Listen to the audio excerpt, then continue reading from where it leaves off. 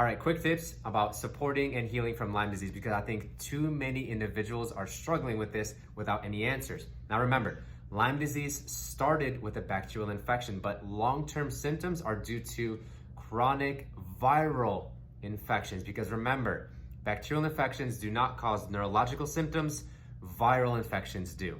Now, viruses you want to test for, so things like Epstein-Barr virus are very common in our patients that struggle with Lyme disease, as well as thyroid dysfunction, whether there's an autoimmune presence. You want to make sure your doctors are running a full thyroid panel and a viral panel to look at what your stressors are coming from. Secondly, you want to avoid foods that will allow replication of these viruses, meaning more breeding of this, more of a problem. So things like eggs, dairy, gluten are very common ones, especially avoiding fungicides and pesticides. And most importantly, actually, is going to be foods that are high in mycotoxins. Mold toxicities are such a big stressor for Lyme disease.